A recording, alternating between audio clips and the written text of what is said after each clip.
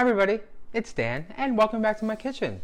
Today we're going to be making autumn harvest macarons. They're going to have delicious, bright, vibrant autumn colors, some cinnamon, some nutmeg, some ground cloves, everything we love about autumn in a tiny, delicate, delicious, and super simple macaron. I'll be sure to throw a link to the recipe down below in the description, and stay tuned at the end of the video for more information about the KitchenAid stand mixer giveaway. Now let's go ahead and get started on these perfect autumn harvest macarons. Trust me, they're not that hard. So our first step is to take our almond flour and our powdered sugar and sift them together. So in a large bowl, we're gonna add in our almond flour and our powdered sugar through a sifter. And we're just gonna sift until all of our almond flour and our powdered sugar is sifted nicely into that bowl. And if you have a sieve or a crank sifter, or if you'd like to use a food processor, you can also do it this way. I just like to use the sifter because it helps me keep out any large clumps of almond flour that we're gonna have here soon that you'll see into the bowl. And usually I would not want to waste almond flour because it is very pricey, but these macarons are so worth it. But trust me, don't try to press through the crumbs or the giant clumps. Just look at them, they're ugly, just toss them, just get rid of them. They don't belong in your beautiful, delicious macarons. But until you get to that point, you just want to go on and just keep on sifting. Just a little sift.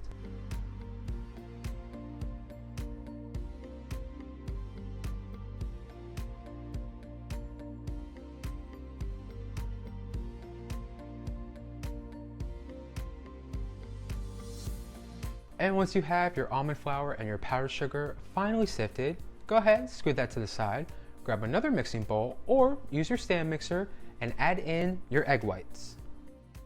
And then whip your egg whites on a high speed until they start to get nice and foamy. And then you'll want to add in your cream of tartar and our sugar and our vanilla, and continue to keep whipping and whisking these egg whites until they get nice and shiny and white and you have really stiff, firm peaks. Now that meringue and that stiff, firm peak is really what's going to make these macarons perfect and simple. So just keep whisking and keep whipping until you have full stiffness and full firmness.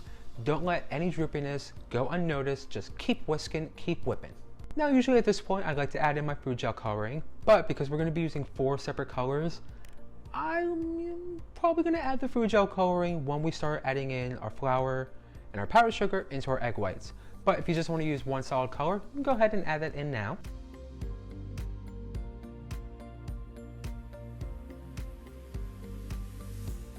Once you've reached full stiffness with your meringue, you want to transfer that to a large mixing bowl.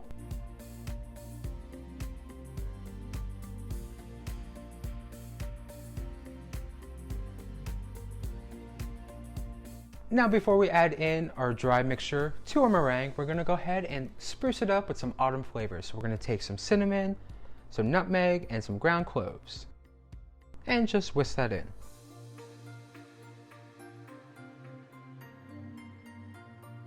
Then we're going to add in just 1/3 of our almond flour and our powdered sugar.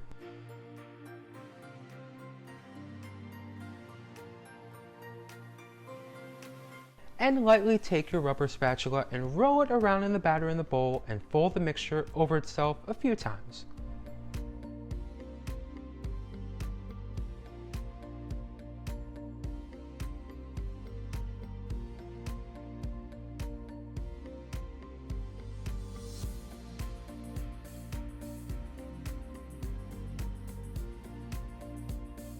And once you have that nice and started, we're going to go ahead and add in the remainder of our almond flour and our powdered sugar. And just continue to incorporate together. I know it will look like it's just not mixing together and you have too much almond flour and too much powdered sugar, but trust me, keep mixing. And you want to keep mixing until it all comes together. And then start to drag or pressing the batter up against the sides of the bowl, and you want to keep mixing and mixing. And when it starts to come together, you want to start to drag the mixture around the bowl. Basically just pressing the batter against the sides of your mixing bowl. And the actual goal for dragging the batter here is to really just deflate the mixture just a tiny bit, while still mixing the ingredients to that perfect consistency. And you'll know it's time to stop mixing when you pick up the batter with the spatula and create a figure 8 pattern with a solid streaming ribbon of batter. And your batter will have a nice lava-like consistency, and this figure 8 test will be great for testing out if you need to do more mixing or if you just need to stop because your batter is perfect. So when you do the figure 8 test and see the entire shape not disappear into the batter, you know your batter has mixed to piping readiness.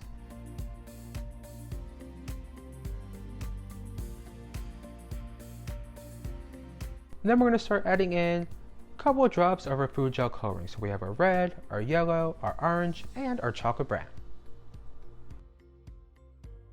And we have our cookie tray with our macaron mat, because I can't draw a perfect circle, so we're using the macaron mat, and we want to make sure our piping bag is fully perpendicular to that mat. And you just want to pipe in a circular motion, and when you finish, stop squeezing the bag and pull up again with that circular motion. So it's going to be a pipe a circle, unsqueeze, continue that circle, pull away. And you want to continue following that same circular motion, holding your bag perpendicular to the mat until you load up your macarons.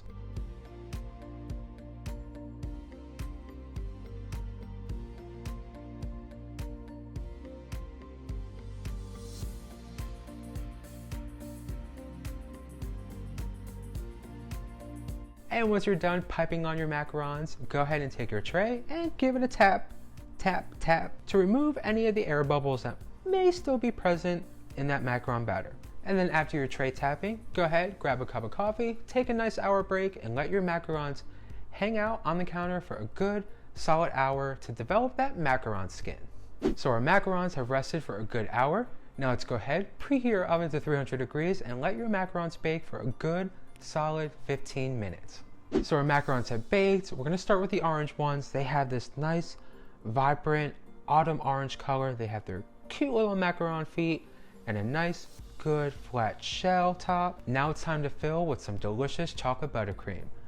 So let's go ahead and pipe half of our shells with that chocolate buttercream.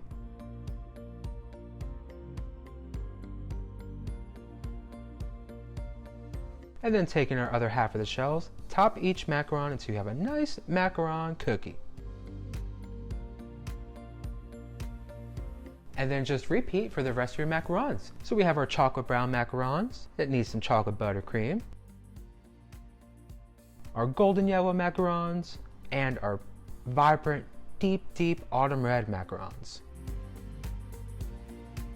And just like that, in a couple of easy steps, you will have your delicious autumn harvest perfect macarons.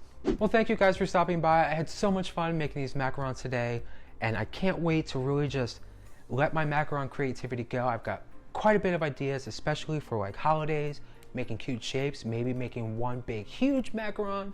So you definitely want to stick around for that. And if you like macaron recipes, definitely give this one a big thumbs up. Helps me out, lets me know I'm baking up recipes you all like and want to see, and lets me know if I should be doing more macaron recipes. And if you want even more tasty recipes, be sure to subscribe and ring the bell to receive notifications every time I post a new video, so you don't miss out on any tasty recipes or a super huge macaron. It might happen. Plus, I still have 20 KitchenAid stand mixers to give away. So if you haven't already, be sure to enter down below. Once you enter the giveaway, you'll have 20 chances to win and lots of ways to enter. Lastly, don't forget, if you make your own macarons, because they really are that tasty and that simple, definitely give a tag on Instagram. Let me see what you're baking up in your kitchen. Alrighty, well, you know by now I'm gonna grab some coffee, enjoy some macarons, enjoy the day. I hope you all get to do the same, and I will see you all, as always, in the next video very, very soon. Bye!